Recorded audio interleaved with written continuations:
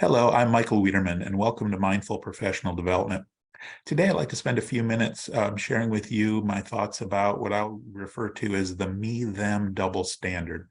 And of course, even though I've labeled it the me-them double standard, it's not my idea or my research. There's lots of research in psychology showing that such a double standard exists and that we're biased in certain ways to make judgments or assumptions that end up sort of exemplifying what I mean by a me-them double standard. So let's talk about a couple of those and how they might play themselves out at work.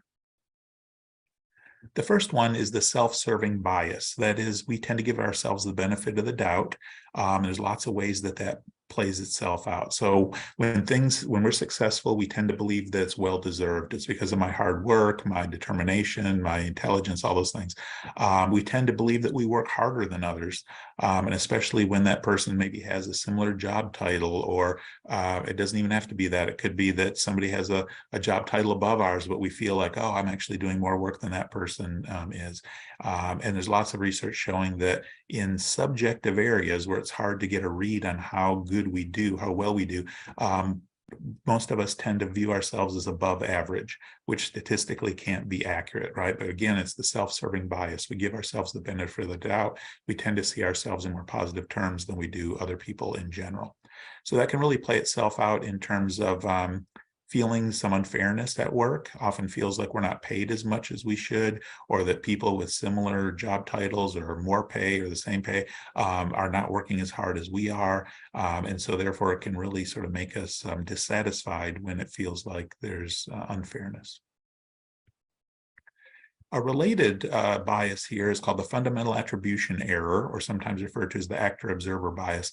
But this idea is that when somebody else does something wrong or drops the ball or doesn't do a good job, we tend to attribute the cause of that as something about them as a person, their character, their personality, their intelligence, their skill, whatever the case might be.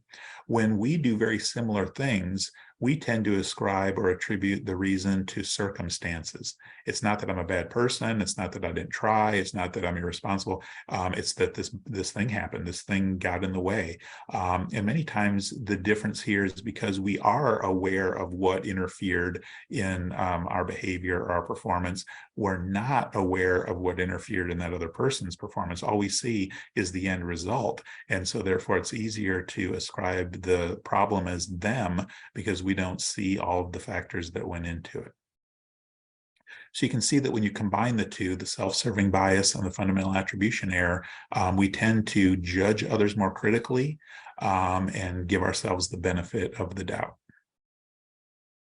So the implication there, of course, is to be more aware of those things, both with regard to ourselves and other people. It's going to be natural. It's going to happen. And so just trying to be more conscious about it and do what we can to work against it, to rectify it, to check out our story, our interpretation of things with the other person, to learn more about what influenced their behavior rather than just making attributions about their character. Well, thank you for your time and attention, and I look forward to hearing from you soon.